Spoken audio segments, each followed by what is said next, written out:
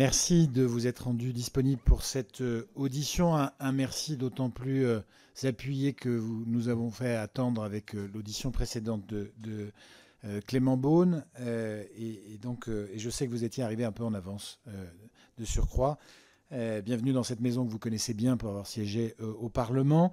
Il arrive qu'on passe au ministère des Transports et qu'ensuite on passe sur d'autres sujets. Votre itinéraire dans la vie publique a cette particularité qui s'est inscrit très durablement dans le secteur des transports, dont vous êtes une experte reconnue. Et c'est notamment à trois moments que nous solliciterons votre regard dans cette audition. D'abord, pour ce temps où vous avez été secrétaire d'État au transport entre 1995 et 1997, au moment donc de la réforme de février 1997 qui a notamment créé Réseau ferré de France, et à une époque où le déclin de la part modale du fret ferroviaire était engagé depuis de longues décennies déjà, et où la question du déficit de fret SNCF se posait déjà évidemment pour le gouvernement auquel vous participiez. Deuxième temps qui évidemment va nous intéresser aujourd'hui, celui où vous avez été présidente du groupe public ferroviaire de la SNCF entre 2006 et 2008, moment qui intervenait quelques temps à peine après l'ouverture à la concurrence du fret ferroviaire, effective en 2005, même si elle était prévue dès 2003, et avec là aussi des conséquences d'un énième plan de redressement du fret ferroviaire que vous avez eu à vivre dans le groupe public ferroviaire au moment où vous en assuriez la présidence. Là aussi, nous serons curieux de la manière dont vous avez essayé de remobiliser vos équipes sur la nécessité de redynamiser le fret ferroviaire et du côté d'ailleurs de SNCF Réseau, de lui trouver des sillons qui soient de qualité. Et puis troisième temps, c'est celui d'aujourd'hui. Vous êtes présidente de France Logistique et donc comme tel, évidemment, très intéressé par les sujets de décarbonation des transports et globalement d'organisation des chaînes logistiques en France. Nous sommes nombreux ici à vous avoir entendu plaider pour un meilleur équipement ferroviaire des ports, qui est selon vous une des conditions sine qua non de la décarbonation des mobilités et de la dynamisation du fret en France. À cet égard, quel regard jetez-vous en tant que présidente de France Logistique sur la situation actuelle du fret ferroviaire et sur sa capacité à accroître ses parts modales et peut-être aussi sur la solution de discontinuité qui a été retenue par le gouvernement face à la menace d'une condamnation de fret SNCF face aux aides publiques regardées comme discutables par la Commission européenne. Madame la ministre, cette audition, je le précise et vous le savez, est retransmise en direct sur le site de l'Assemblée nationale et l'enregistrement vidéo sera disponible à la demande pour l'ensemble des personnes qui en formuleront la demande. Je vous laisserai la parole pendant une quinzaine de minutes, puis nous poursuivrons les échanges sous forme de questions. Auparavant, je vous rappelle, et vous le savez, que l'article 6 de l'ordonnance du 17 novembre 1958 relative au fonctionnement des assemblées parlementaires impose aux personnes auditionnées par une commission d'enquête de prêter le serment de dire la vérité, toute la vérité et rien que la vérité. Je vous invite donc, Madame la Ministre, à lever la main droite et à dire « Je le jure ». Je vous remercie. Vous avez la parole, Madame la Ministre.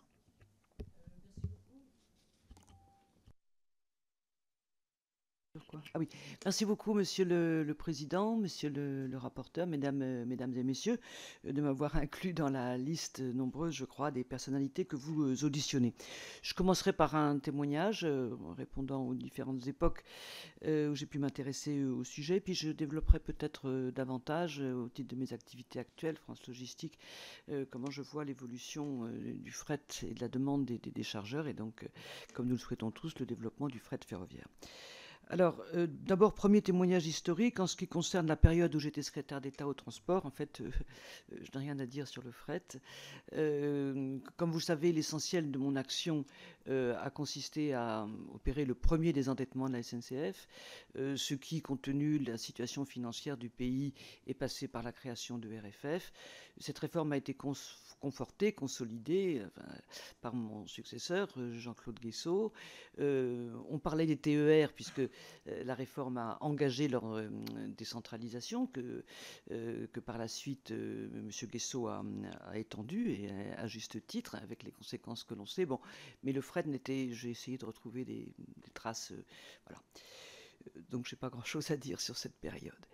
Deuxièmement, quand je suis arrivé à la SNCF, effectivement, c'était à peu près au moment où venait d'arriver, non pas la concurrence avec un grand C et tout ce que l'on peut mettre autour, mais des concurrents, si je puis dire, en chair et en os. Bon. Et c'était assez différent. Dans mes souvenirs, qui sont assez lointains, en fait, je me souviens avoir eu 3 préoccupations par ordre décroissant. Première préoccupation, la qualité du service était vraiment très médiocre. Ça, c'était la première préoccupation. Et je me souviens avoir dû aller m'excuser auprès de grands chargeurs, céréaliers, sidérurgie, agroalimentaire. Bon, ça, c'était le premier souci. Le deuxième souci, c'était, je dirais comme tous mes prédécesseurs et mes successeurs, le problème économique et financier. Bon. Et puis le troisième souci, donc, c'était qu'il y avait des concurrents. À titre de témoignage, je crois me rappeler que ces concurrents, au début, ça a plutôt été un défi stimulant. Comment dire, un espèce de défi de fierté pour nous tous les cheminots SNCF. Donc quoi qu'il en soit, avec le directeur du fret que j'avais nommé à l'époque, c'était même pas une branche, Olivier Marambeau, nous avons mis en place un plan que nous avions appelé haut débit ferroviaire, un plan commercial et industriel, que nous avions appelé haut débit commercial, qui a été mis en place assez rapidement, évidemment avec l'accord du conseil d'administration et toutes les instances sociales qui étaient utiles et nécessaires. Bon, et ce plan avait commencé à donner des résultats plutôt encourageants, on pourrait dire des frémissements, mais enfin ça allait dans le bon sens, en chiffre d'affaires, en résultats financiers. Bon, quand sont arrivés 2 événements, malheureusement, la grève de fin 2007 et le début de la crise économique de 2008. Bon.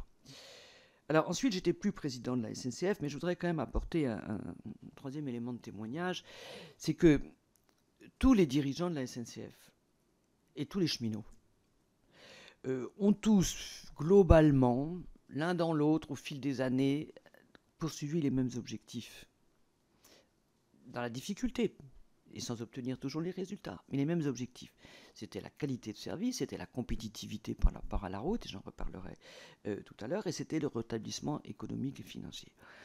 Donc, nous avons agi, comme on dit, en investisseur avisé, de bonne foi, avec l'accord des gouvernements successifs, puisqu'en fait, au début c'était l'EPIC,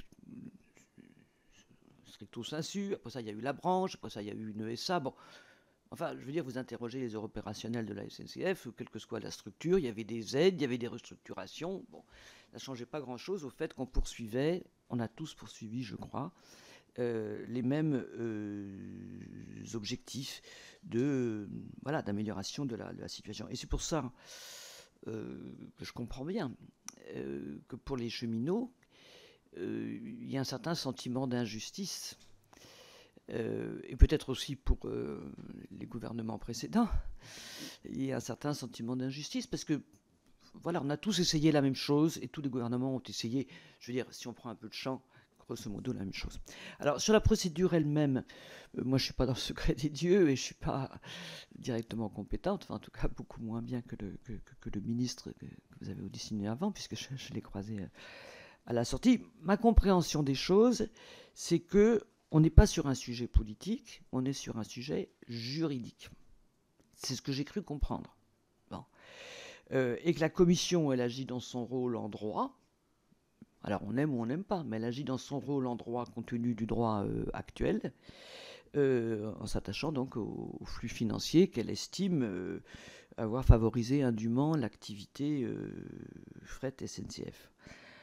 Alors là aussi c'est un témoignage, une impression personnelle. Hein. Mon impression c'est que les règles et les calendriers sont tels que si on ne fait rien, enfin pardon l'expression, mais si on regarde passer les trains, ça peut être catastrophique. Ça peut être catastrophique. C'est ce que j'ai cru comprendre, encore une fois, sans être du tout dans le secret des discussions, parce que je ne pense même pas que ce soit vraiment des négociations. Enfin, je n'en sais rien. Mais voilà. Parce que si on aboutit à ce que Fret SNCF, les groupes SNCF doivent rembourser ce qui est considéré comme illégal, indu, bon, c'est la catastrophe absolue. Je veux dire, du point de vue écologique, du point de vue social, du point de vue économique. Enfin bon, ce serait vraiment épouvantable.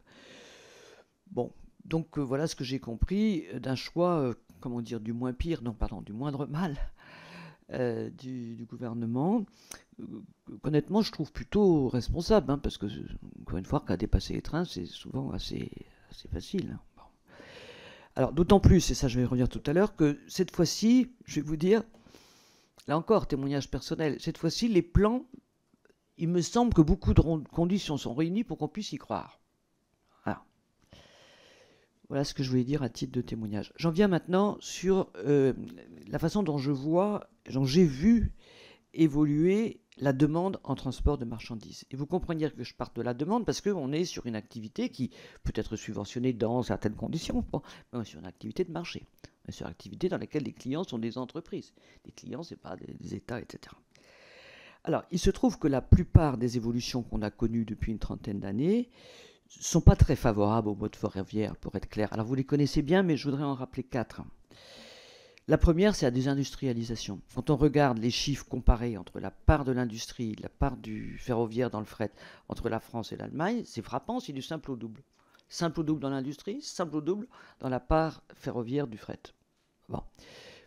On peut penser par exemple à l'importance du charbon en Allemagne, bon, pas forcément ce qu'on préfère du point de vue écologique, mais enfin, bon, ça fait partie des masses en question. Deuxième des choses, ce sont les évolutions qualitatives de la demande. Et je voudrais vous rappeler, bon, tout le monde le sait ici, que le fret ferroviaire, grosso modo, c'est pertinent, ça marche bien, c'est bon pour quelques centaines de tonnes, et en principe, enfin, le plus souvent, des centaines de kilomètres. Bon. Or, les centaines de tonnes, les centaines de kilomètres ont plutôt tendance à se réduire avec un mouvement général de démassification. Et moi, dans les choses que je préconise en tant que présidente de France Logistique pour aller dans le sens du verdissement, qui est le seul objectif qu'on ait tous, avec la compétitivité du pays, c'est la massification. Alors, je vais donner des exemples. Hein. Le juste à temps dans les usines, bon, c'est pas fameux pour de la masse. La diversification des gammes, des modèles d'automobiles par exemple, bah, là aussi ça fait des plus petits convois. Les réassortiments sans arrêt, le juste à temps, enfin bref. Bon, tout ça étant accentué par le e-commerce, bon, le e-commerce c'est pas tous les segments de marché, mais enfin toute cette tendance à démassifier, je ne parle pas de la logistique urbaine qui ne concerne pas directement le train, mais enfin bon.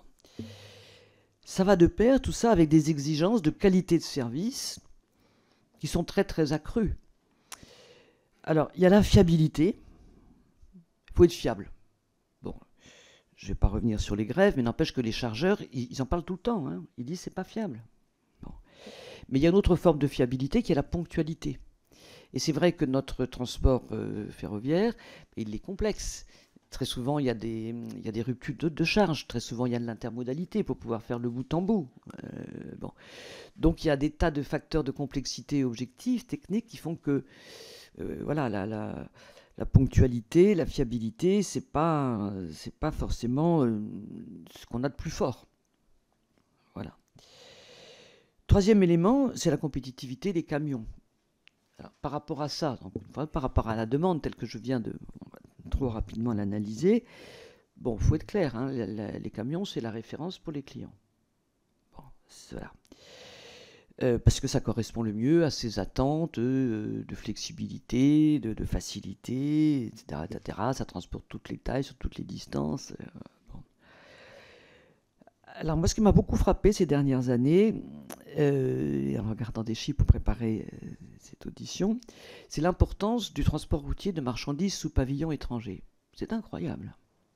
En tout cas, justement sur les flux qui intéressent le ferroviaire, c'est-à-dire grande distance avec plus ou moins des bouts d'international. Bon.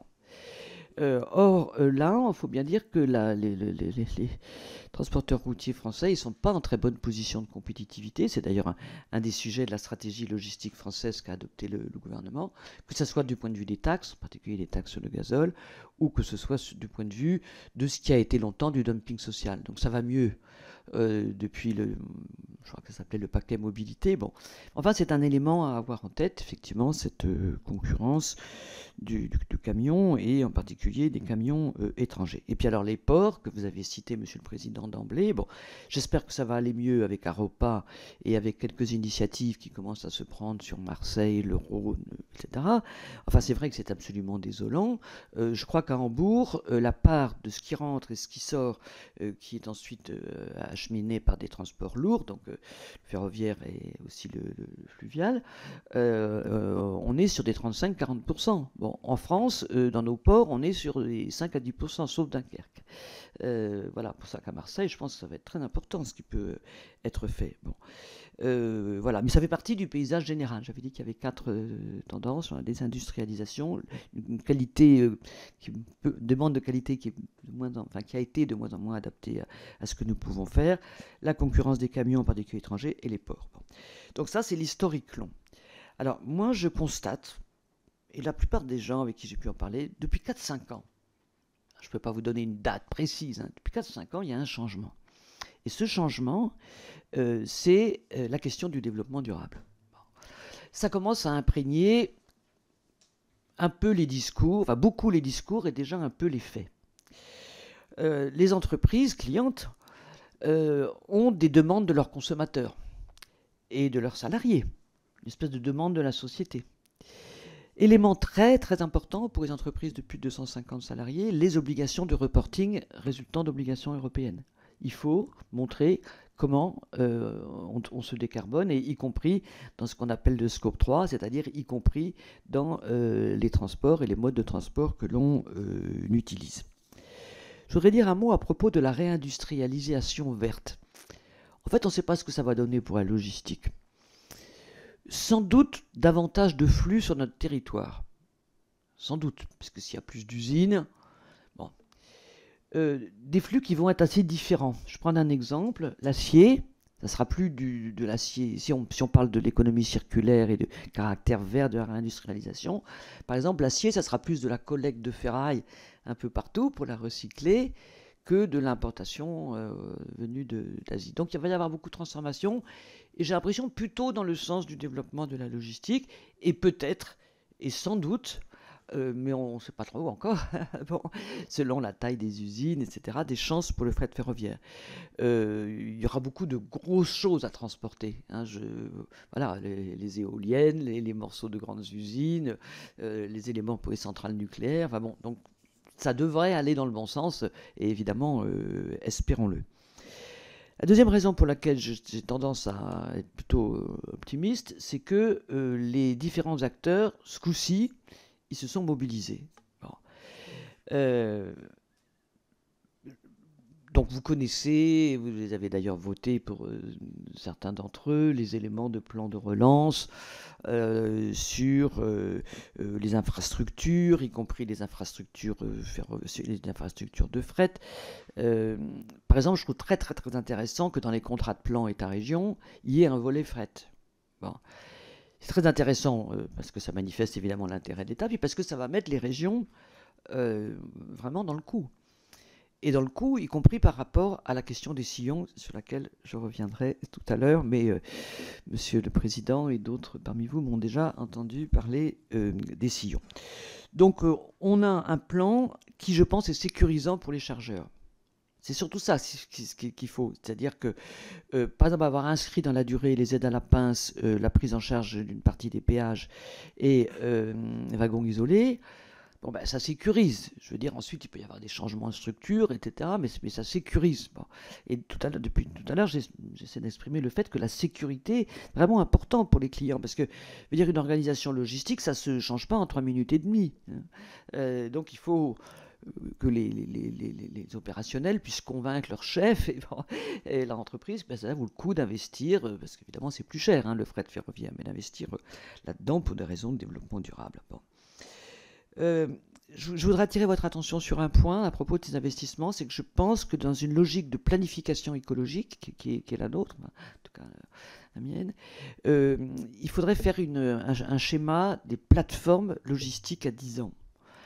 Ça me paraît vraiment important et il faudrait que les opérateurs privés puissent y participer. Parce que c'est typiquement le genre d'infrastructure sur lequel, malheureusement, dans le passé, j'ai connu les éléphants blancs. C'est-à-dire des équipements mobilisant de l'argent public, pas forcément dans des endroits qui peuvent s'avérer tout à fait pertinents ou tout à fait comment dire, économiquement viable dans la durée. Donc c'est une idée que je me permets de suggérer. Bon. Voilà, dans la mobilisation des acteurs, vous verrez certainement 4F. France Logistique a complètement soutenu ces demandes. Bon, évidemment, le travail remarquable fait par les dirigeants actuels de l'entreprise.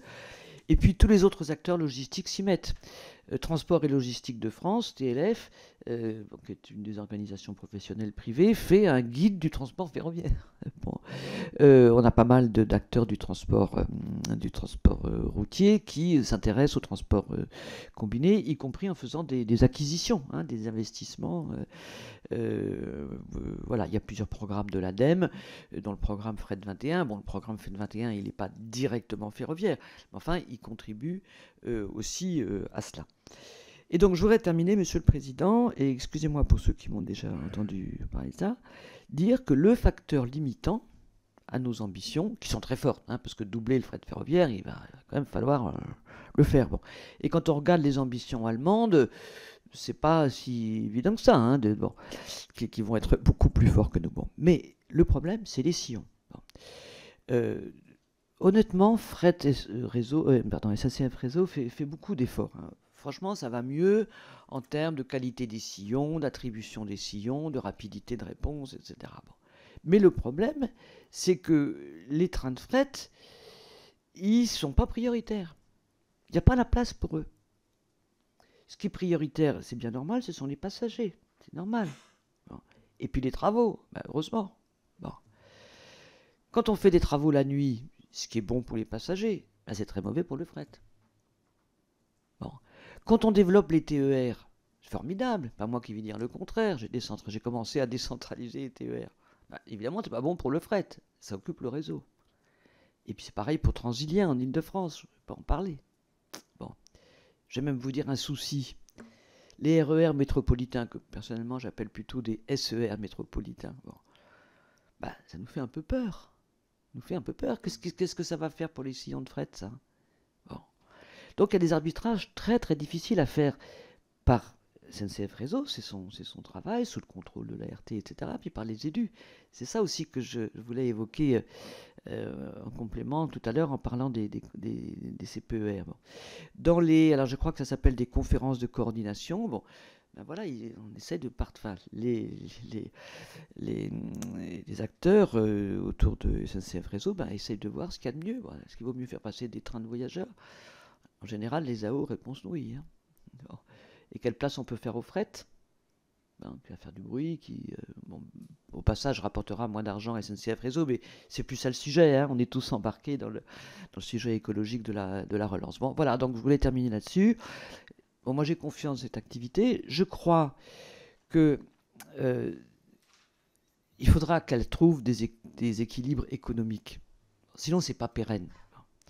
Alors, les équilibres économiques, ça ne veut pas dire qu'il faut qu'on soit dans le pur marché.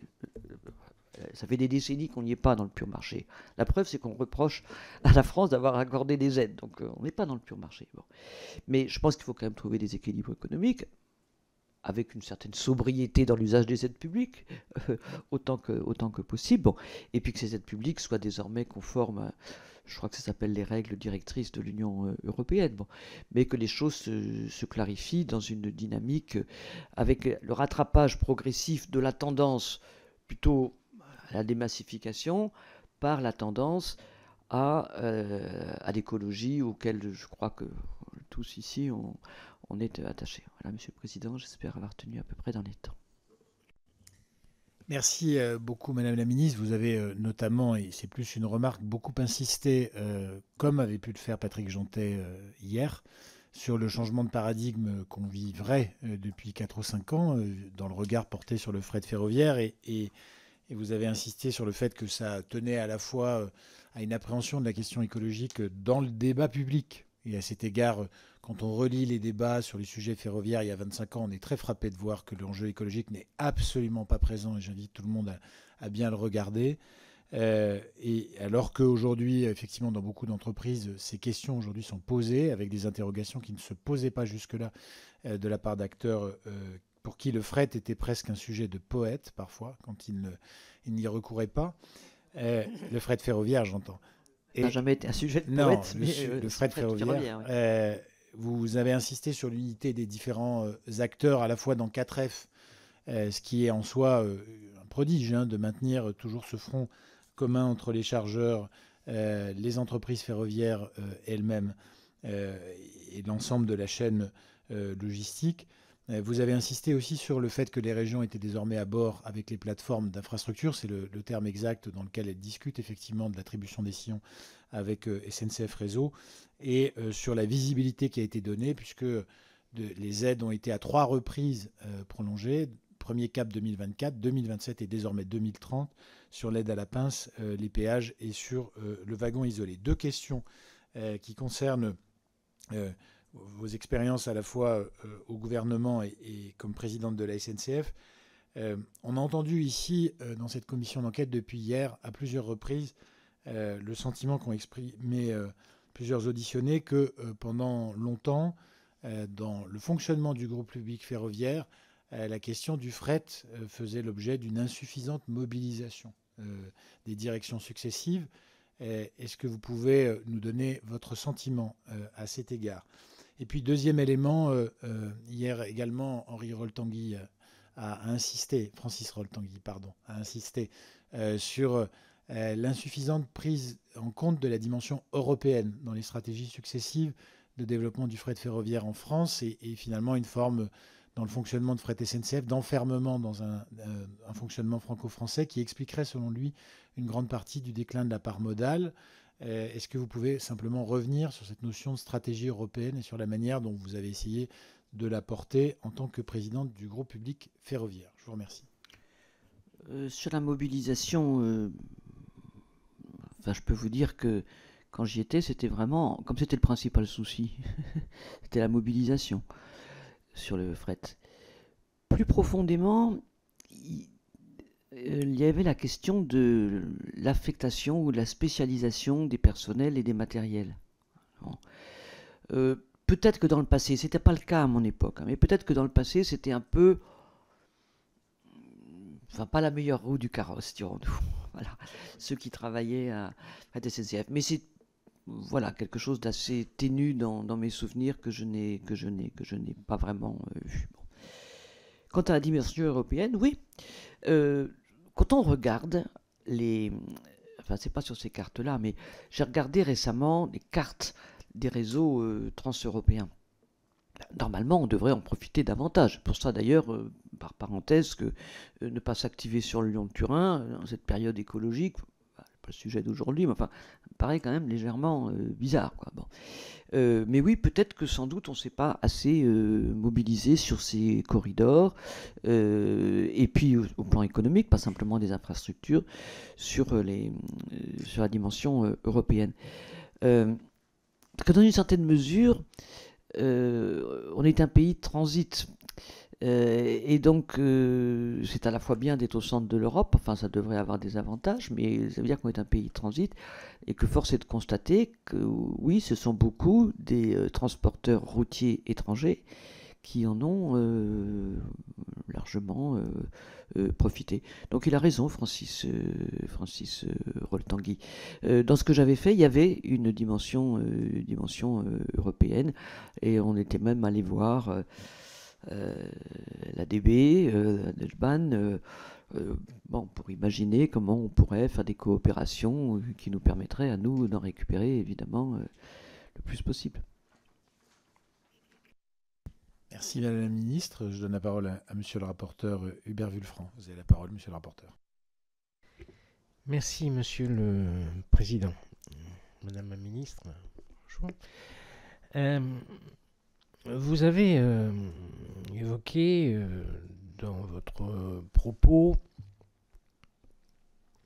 je dirais la période que vous qualifieriez sans doute la plus délicate pour le fret ferroviaire, c'est-à-dire les années 2000-2010, au cœur de laquelle vous avez donc eu une responsabilité à la direction de la SNCF. Une responsabilité au cœur d'une séquence marquée notamment par deux plans de restructuration, le plan Véron et le plan Marimbaud. Est-ce que vous avez eu, à l'occasion de vos responsabilités, l'occasion de tirer des conclusions, notamment de l'échec du premier plan, le plan Véron? Il m'a été rapporté qu'avait été mis en place au sein du conseil d'administration de la SNCF en 2006 un groupe de travail temporaire qui s'était livré à l'exercice d'essayer de tirer les conclusions de ce plan Véron. Est-ce que vous confirmez ce groupe de travail et est-ce que vous pourriez commenter les conclusions faites à l'époque par ce groupe de travail interne au conseil d'administration de la SNCF? De la même façon, sans que cela ait été visiblement réitéré,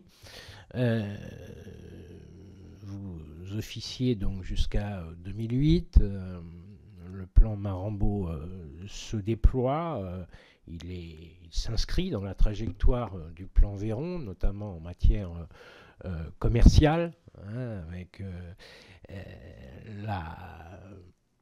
l'abandon progressif d'un certain nombre de prestations propres aux wagons isolés. Est-ce que vous avez à ce jour quelques conclusions à tirer sur ce qu'il faut bien appeler l'échec également du plan Marimbaud à la veille effectivement de cette crise de 2008-2009 qui va bien évidemment compliquer les choses. Ça c'est ma première question. Vous indiquez qu'aujourd'hui il vous semble que la situation pour le fret ferroviaire se présente différemment et que les plans de relance pourraient avoir plus d'efficacité au bout du compte. Vous indiquez en la circonstance que la demande a évolué qualitativement et pourrait effectivement plaider pour un retour en force du fret ferroviaire. Ceci dit, face aux causes que vous évoquiez pour la séquence 2000-2010, est-ce que finalement on n'est toujours pas dans la même situation alors que l'échéance qui est devant nous est à 5 ans, 2030, un doublement objectif de doublement du fret ferroviaire. La séquence qui est devant nous est à 5 ans et quelle que soit l'appréciation qu'on peut avoir sur la question de la réindustrialisation, ce sera dur en 5 ans de marquer un pas décisif en matière de réindustrialisation. En matière de démassification, que vous évoquiez comme une cause délicate pour le fret, eh bien, si on regarde l'économie circulaire, là encore, on a le sentiment qu'on ne va pas forcément vers une massification des transports longs. Et que la démassification peut être toujours un handicap, sauf pour les pour les wagons isolés, le retour du wagon isolé. Mais ne sommes-nous pas toujours avec une compétitivité du camion qui est majeure? Est-ce que vous confirmez que à ce jour, la différence de coût sur un transport tonne-kilomètre entre la route et le fret est environ de 4,50 €. 9,50 € pour la route, 14 € pour le fret ferroviaire, en termes de coût comparatif du tonne-kilomètre. Et comme vous le disiez, une perspective majeure qui est celui des ports. Vous disiez que la situation dans les années 2010, voire après, était assez désolante. Si je prends le simple exemple du port du Havre, il culmine toujours à 5% de trafic par voie ferroviaire. Bref, semblerait y avoir effectivement une appétence au niveau de la demande qui se présente mieux, est-ce que les éléments objectifs de concurrence routière, organisation systémique, dirais-je, des transports actuellement, et bien une certaine inertie en matière portuaire et plus globalement d'industrialisation à court terme, ne vous semble-t-elle pas compromettre bien y compris les engagements à échéance 2030? C'est ma première série de questions. Vous avez la parole, Madame la Ministre.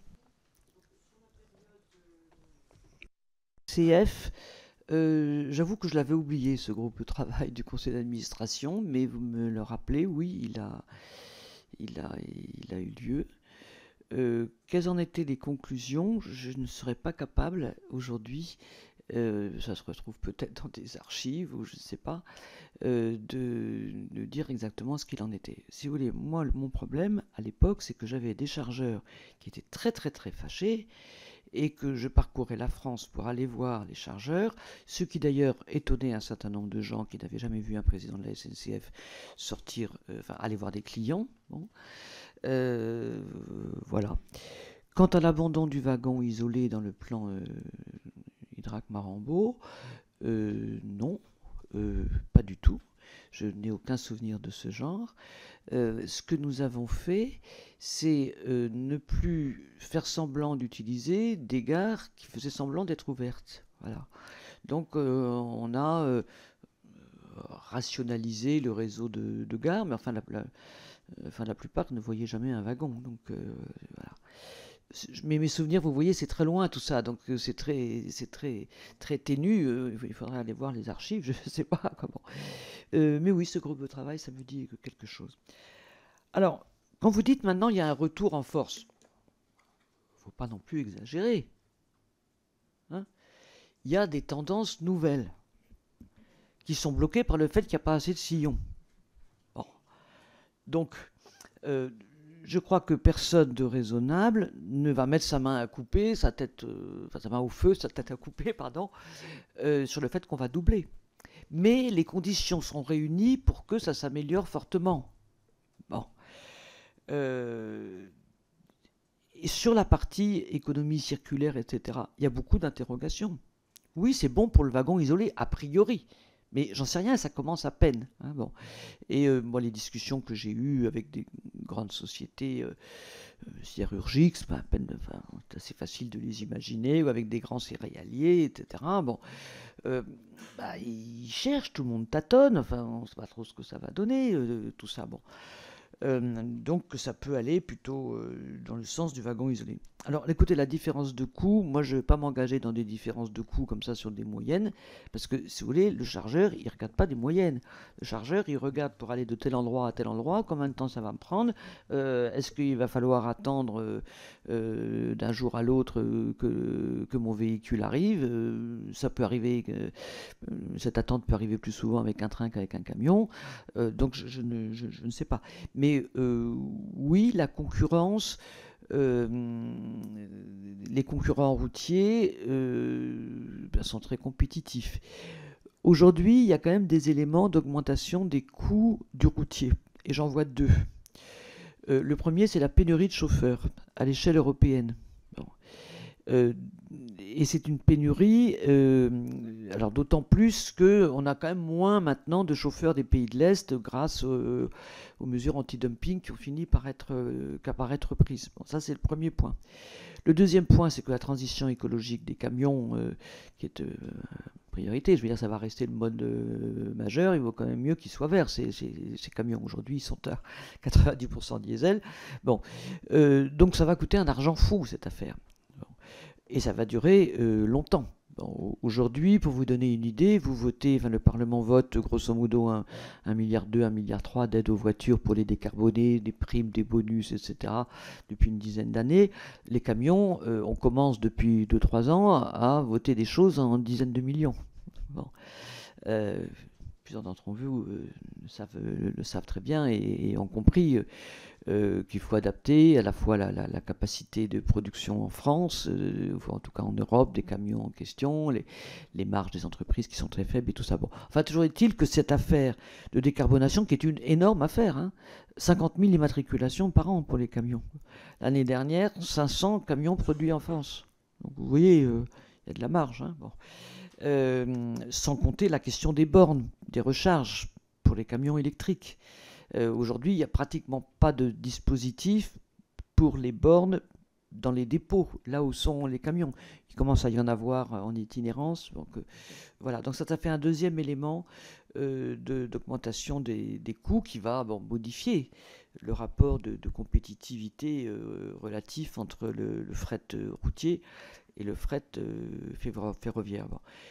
Mais bon, je crois que personne n'imagine que le fret ferroviaire, sauf cas très très particulier, il va pouvoir se passer d'aide. Hein.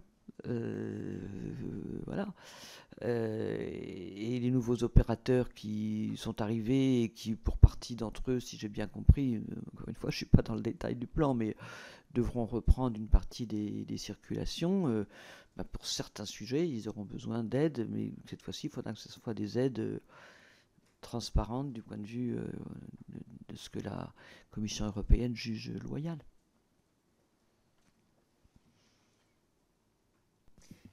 Merci, Madame la Ministre. On pourrait peut-être sur la question, et vous y reviendrez, la question de la comparaison des coûts, distinguer les moins de 400 km, plus de 400 km. Oui, tout à fait, vous avez raison. Et puis la taille aussi. Voilà. C'est vrai que sur la longue distance, il y a une compétitivité qui est un petit peu meilleure sur le ferroviaire.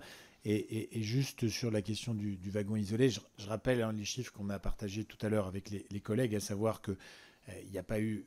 On ne peut pas parler de liquidation à partir du moment où il s'agit de 90% des salariés encore aujourd'hui dans le Ah oui, j'avais oublié ce chiffre, oui, ça. La liquidation, de 70% du trafic et 80% du chiffre d'affaires de fret SNCF. Donc, ce n'est pas une activité qui a disparu.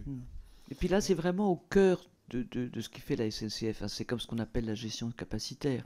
Alors, c'est vraiment voilà, ce pourquoi il faut avoir un réseau, une tradition de service public, même si le fret ferroviaire n'en est pas directement un. On est vraiment sur cœur de métier. Merci de m'avoir remis ces chiffres en mémoire. Monsieur le Président Judési, puis on a une question du député de Seine-Saint-Denis, Thomas Porte. Monsieur le Président.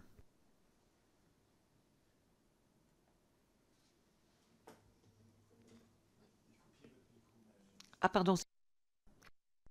Merci Monsieur le Président, Monsieur le rapporteur, chers collègues, Madame la Ministre, merci de nous partager votre expertise. Avant d'avoir une question très simple et très directe, vous rassurer sur le fait que les services express régionaux métropolitains ne seront pas là pour faire la concurrence du fret ferroviaire et nous mettrons tout en œuvre pour qu'il y ait une complémentarité digne de ce nom. Et comme Monsieur le Président l'a dit, là où le fret ferroviaire aujourd'hui a une réelle utilité et en particulier une certaine pertinence, c'est sur de la longue distance.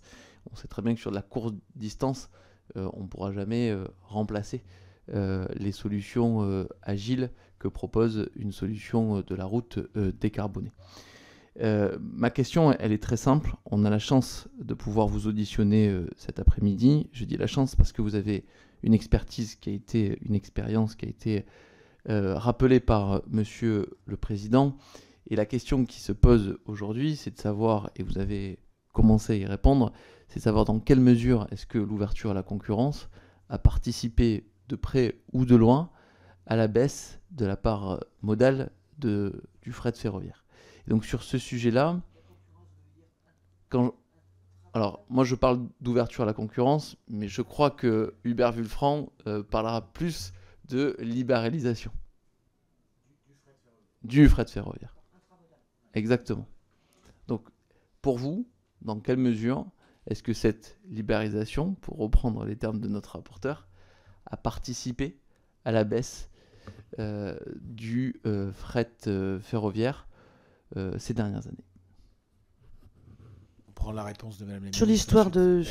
Ah, pardon, je prends... Allez-y, Madame la ministre, je vous en prie. Sur la question des services express régionaux, j'ai bien compris et j'avais lu les débats sur le texte dont vous avez été le rapporteur, Monsieur le Président. Je sais bien que ça ne va pas organiser la concurrence. Par contre, ce que je crains, c'est que de facto, parce que les sillons, il n'y en a plus beaucoup. Bon, mais j'ai bien noté, j'ai bien entendu. Alors, est-ce que la concurrence intramodale a joué dans un sens ou dans l'autre?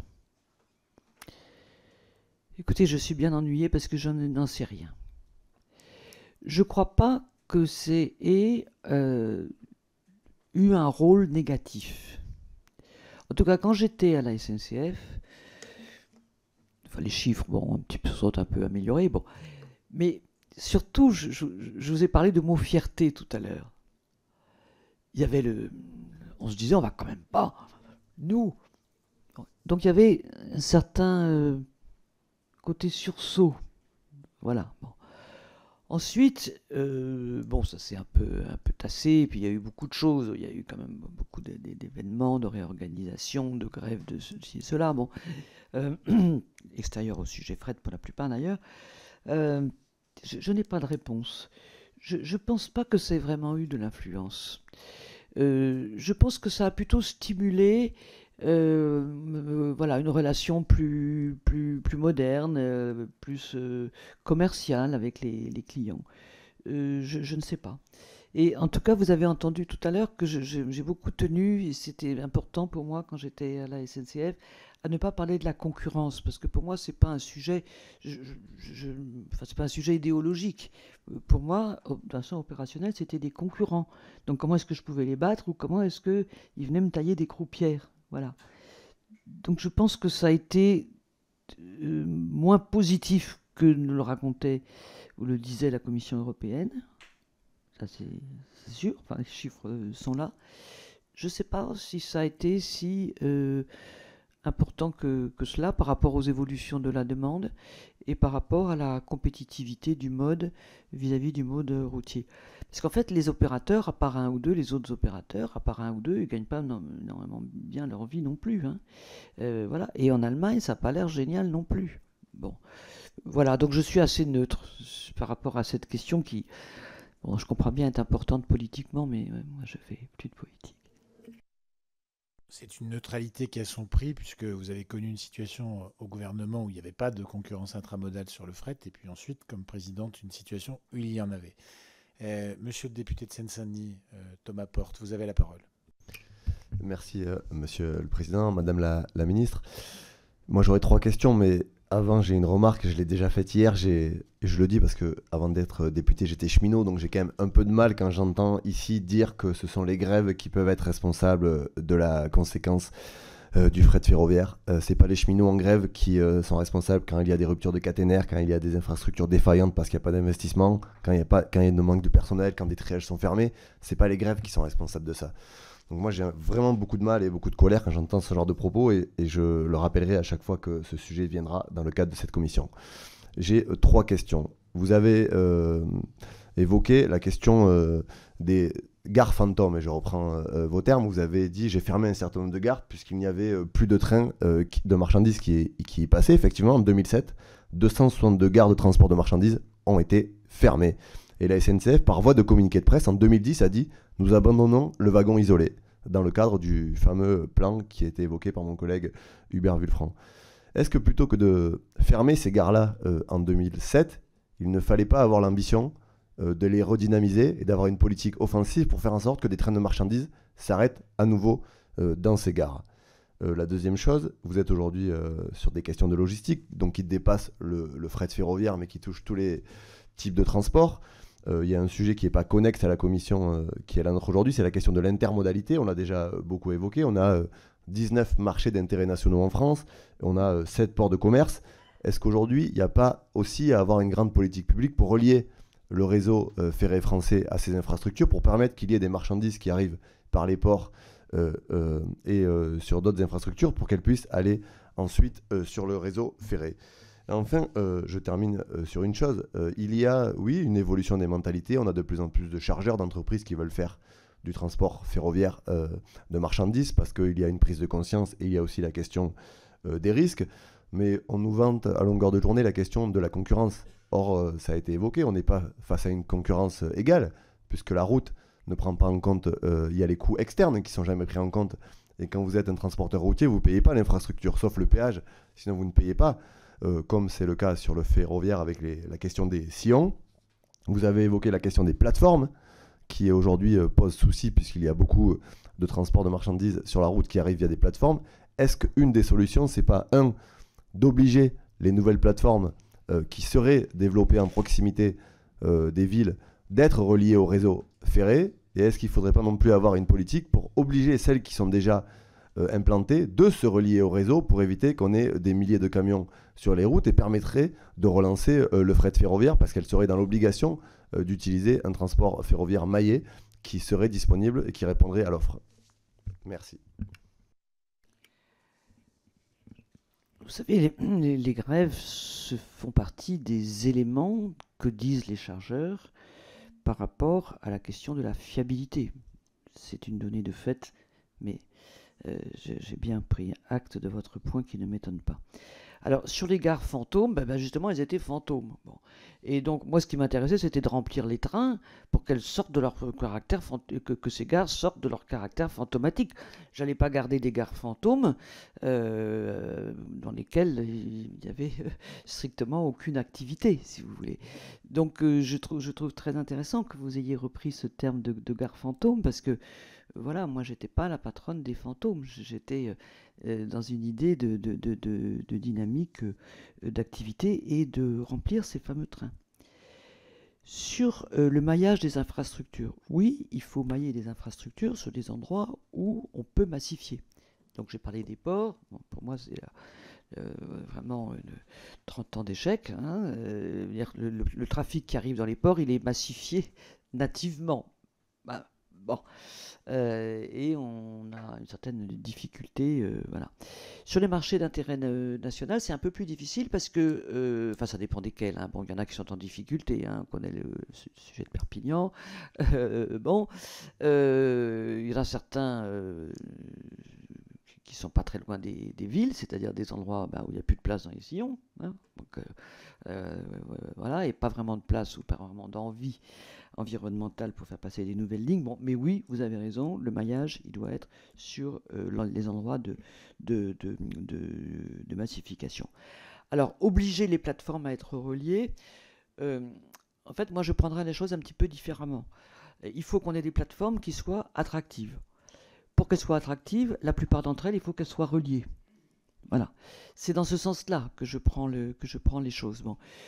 Parce que j'imagine mal qu'en France, on oblige des flux de marchandises qui vont d'un vendeur à un acheteur, B2B, comme on dit le plus souvent. Il y a aussi quelquefois des particuliers, mais les particuliers, ça intéresse rarement en direct la partie ferroviaire du fret. Bon. Donc, obligé, ça me paraît un petit peu... je ne sais pas très bien comment ça pourrait se faire, hein, concrètement. Bon. Mais des plateformes reliées, oui, tout à l'heure, j'ai parlé de plateformes pour lesquelles je souhaiterais un schéma directeur, et un schéma directeur de plateformes qui soient viables. Bon. À l'avenir, les plateformes viables, ce seront des plateformes qui seront de mieux en mieux reliées au mode lourd, et j'inclus aussi le fluvial là-dedans, parce que, par parenthèse, sur le fluvial, il n'y a pas de problème de sillon. Hein. Voilà, bon. Donc oui, ce sont des idées qui vont tout à fait dans le bon sens, c'est-à-dire éviter les plateformes fantômes qui viendraient dans la continuité des fameuses gares fantômes et faire en sorte qu'effectivement sur les plateformes puissent passer des trains et surtout puissent passer des marchandises dans ces trains. C'est encore plus important pour la décarbonation de notre économie. Merci, Madame la Ministre. Je pense que la question du collègue porte sur l'obligation, elle relevait du droit de l'urbanisme. On sait que par exemple, en Allemagne, sur des plateformes, au-delà d'une certaine taille, il faut être connecté, soit au fer, soit à la voiture. Bien sûr. Ou comme il y a des règles sur les parkings ou des choses comme ça. Oui. Mais aujourd'hui, vous savez, sur les plateformes, enfin de manière générale, sur les équipements logistiques, il y a un sacré besoin de réflexion urbanistique. Mais un sacré besoin. Hein.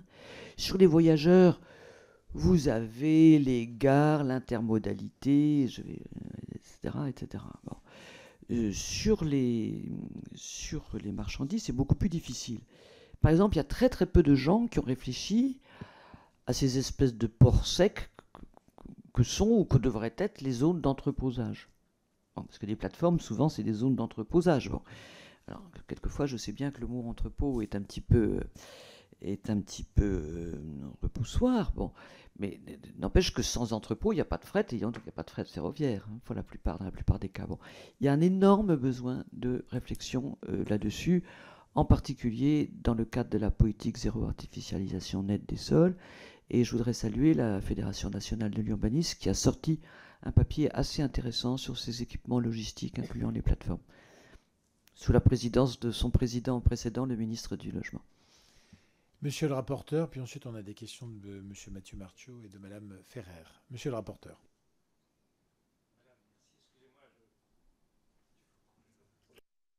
Voilà, je reprends la parole. J'ai fait une appréciation générale tout à l'heure suite à votre propos liminaire. Désormais, j'aimerais vous interroger par rapport à un propos que vous avez tenu. Vous avez indiqué l'arrivée de la concurrence, je l'ai vécu donc entre 2006 et 2008, hein, de manière stimulante. J'y ai vu notre propre sursaut. Comment expliquez-vous dans ces conditions, puisque en 2008, déjà 15% du trafic était passé à la concurrence, hein, à peu près. Ce sera 30% en 2012.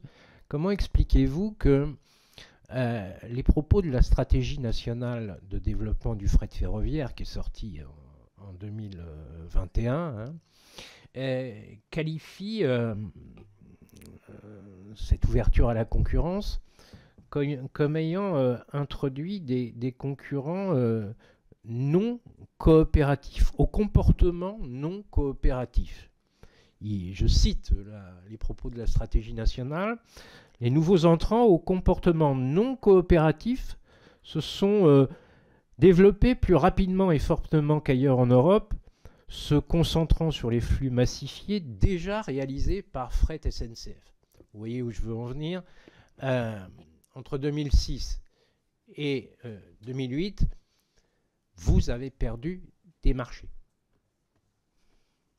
Pouvez-vous développer un peu cette affirmation que je vous laisse confirmer? Alors moi, je ne me suis jamais intéressé à la concurrence. Je me suis intéressé aux concurrents. Et mon sentiment, mon témoignage personnel, c'est que pendant quelques mois, ça a été stimulant en termes de sentiments. Malheureusement, en effet, il y a eu rapidement des prises de marché qui évidemment ne nous faisaient pas plaisir. Je n'ai jamais été dans l'allégresse vis-à-vis des concurrents. Dans la stratégie ferroviaire que vous évoquez, du fret ferroviaire, que j'ai relu, moi aussi, il est indiqué que cette ouverture n'avait pas été bien préparée. Et effectivement, ça n'avait pas été le cas. Je pense que vous allez interroger mes prédécesseurs, en particulier Louis Gallois. Ça n'avait pas été bien préparé. Dans une certaine mesure, peut-être, en tout cas c'était l'analyse que je croyais pouvoir faire, parce que on pensait que ça ne marcherait pas, que ça n'arriverait pas. Il y avait beau avoir le paquet ferroviaire numéro 1, numéro 2, enfin je me souviens plus exactement de tout ça, c'est qu'on se mettrait en travers des voies et que ça n'arriverait pas. Bon, moi je suis arrivé, les concurrents, ils étaient là. Bon, voilà. Donc c'est ça mon analyse, c'est que c'est vrai qu'ils ont été surprenants, et peut-être d'autant plus surprenants que on ne savait pas trop comment on avait faire, et c'était un choc culturel. Je vous disais tout à l'heure que ça surprenait certains que j'aille voir les clients. C'était un choc culturel, mais ce n'était pas le plus important. Il y avait effectivement de voir arriver dans certaines gares d'autres cheminots, des cheminots en quelque sorte d'une autre planète, comme aujourd'hui il y a des cheminots de plusieurs planètes en France. Bon, mais là c'était tout nouveau. Le caractère non coopératif, certains de nos concurrents, enfin des concurrents de l'entreprise historique, racontent, mais c'est pas vrai, que les comportements non coopératifs, il y en avait de la part des gestionnaires du réseau qui n'étaient pas forcément fana, et on peut les comprendre, de voir passer les trains venus d'ailleurs, les trains OVNI, enfin pas OVNI, mais les trains des concurrents, quoi. Voilà. Donc oui, on a perdu des parts de marché, sans doute n'étant pas nous bien préparés, mais moi qui suis-je pour juger mes prédécesseurs? Bon, moi, je suis resté que 2 ans malheureusement. Bon.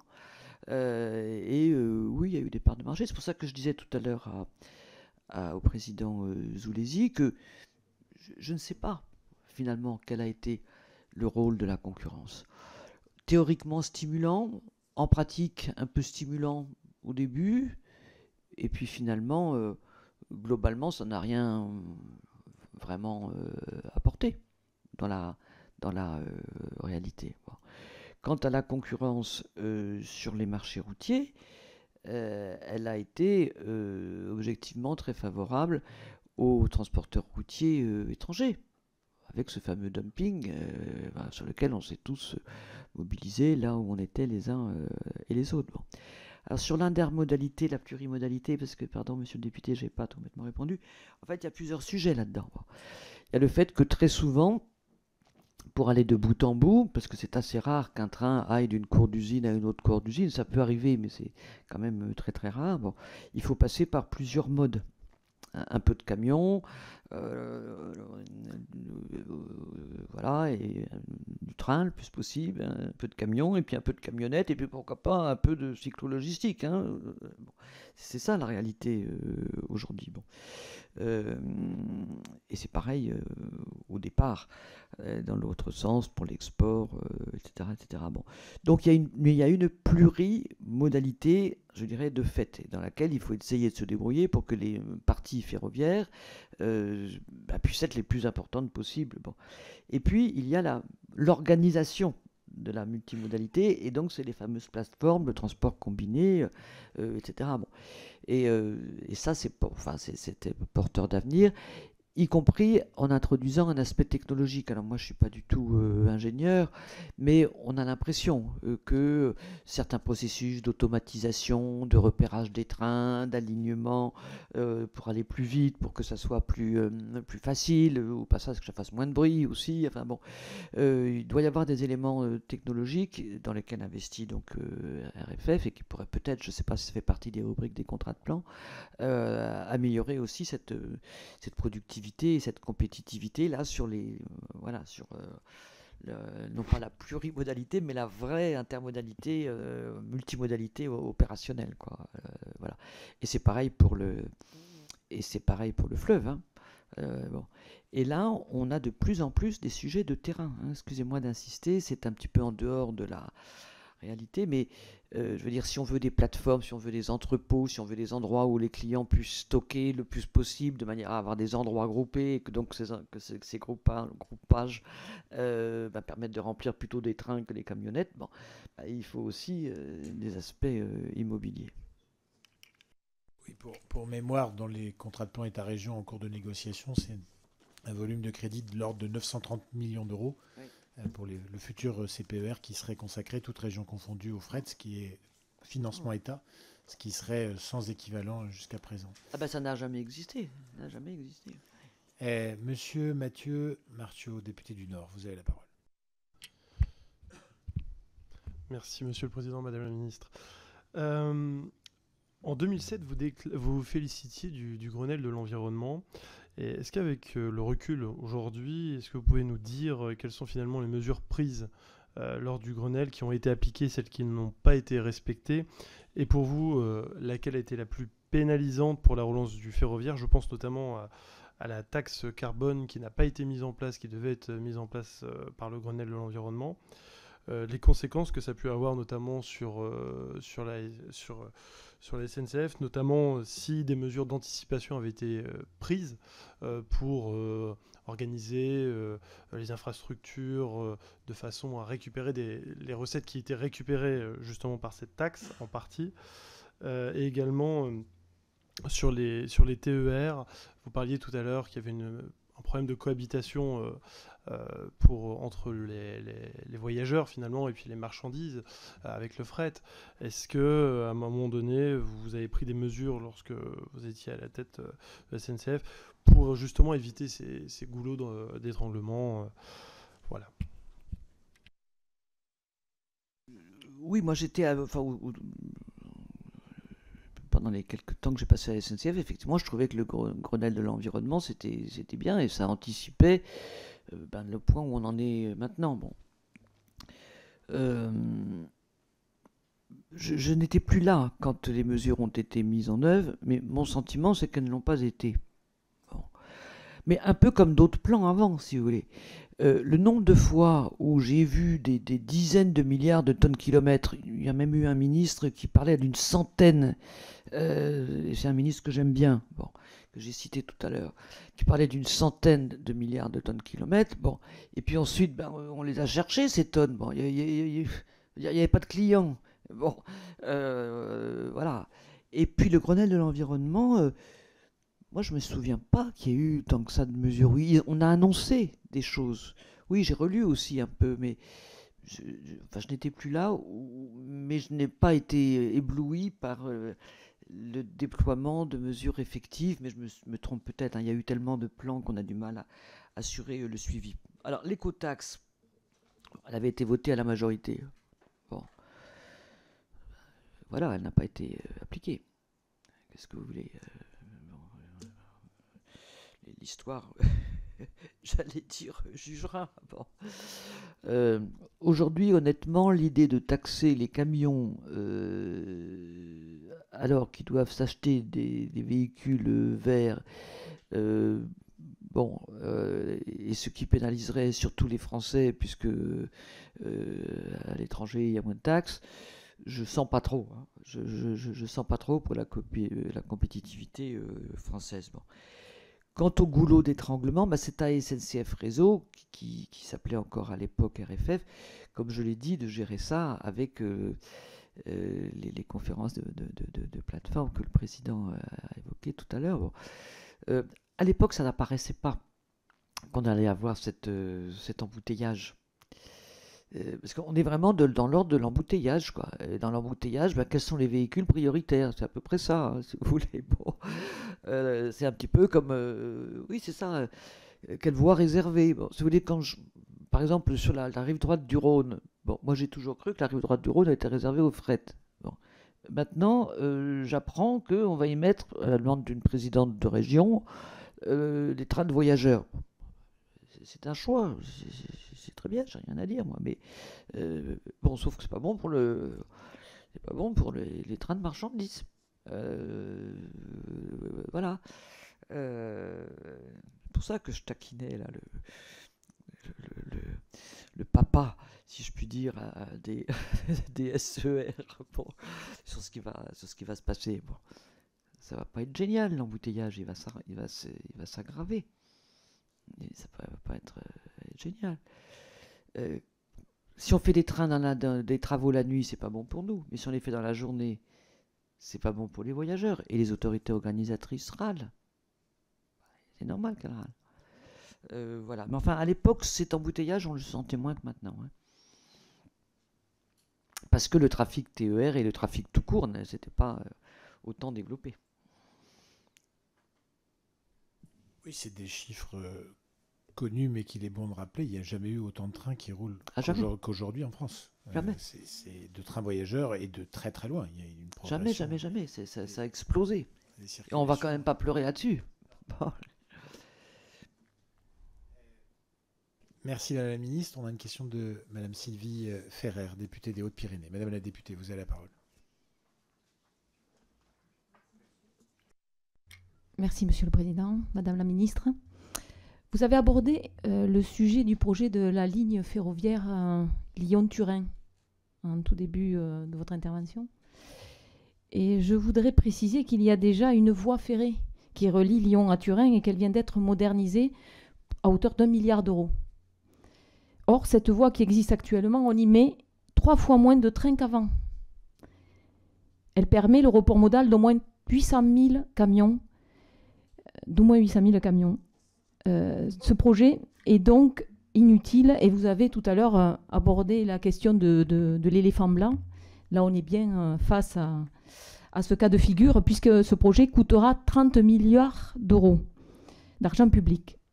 Vous avez même rappelé le souci d'avoir un développement durable dans l'opinion publique. Dès lors, ne pensez-vous pas que doit être amélioré l'existant alors que ce projet de ligne Lyon-Turin bafoue les réglementations et lois sur l'eau, que des nappes phréatiques ont été percées et que ce projet va détruire 1500 hectares de terres agricoles et vider la montagne de son eau au rythme de 120 millions de mètres cubes par an. Donc voilà, Madame la Ministre, je vous pose la question en termes de coût environnemental aussi. Sachant, je précise que votre successeur au ministère des Transports nous a exprimé son soutien hier au projet du Lyon-Turin, je le précise. C'était Guesso. Ah oui, bah, ça ne m'étonne pas, oui. On a souvent été d'accord sur beaucoup de choses tous les deux. Bon, écoutez, je ne suis pas je ne me souviens plus du détail du Lyon-Turin. J'ai lu dans les journaux effectivement les déclarations de votre groupe politique. Je les connais. J'ai l'impression que ce n'est pas tout à fait à la hauteur et à la dimension prospective du sujet, mais je n'ai pas vraiment d'éléments techniques pour répondre à cet argumentaire de type politique. Je voudrais juste profiter du chiffre que vous avez donné, que je ne sais pas si je le confirme, je le conteste ou pas. Bon. À propos, quand on dit 800 000 camions ou 40 000 tonnes de CO2, ou je sais pas, enfin bon, hein, mais sur ce projet ou sur n'importe lequel, je suis toujours un petit peu attentive à savoir par jour, par an, par tonne, bon, parce que souvent on dit voilà 40 000 camions, mais on ne sait pas si c'est par jour ou par an, voilà, bon. Mais vous connaissez certainement les chiffres, il se trouve que moi je ne les... Par an. Oui. Il se trouve que moi je ne les connais pas, donc je n'ai pas les éléments techniques pour répondre à cet argumentaire que je me suis contenté jusqu'ici de prendre comme un élément du débat politique d'une région que je ne connais pas non plus très bien. Merci beaucoup Madame la Ministre de cet échange, puisqu'il a porté sur les différentes dimensions de votre implication dans ce secteur des transports. Et comme je l'ai dit, vous faites partie des responsables politiques qui ont consacré quand même une grande partie de votre vie publique, et même l'essentiel de votre vie publique. Forcément, ça a porté sur des moments temporels très différents. Merci beaucoup à vous.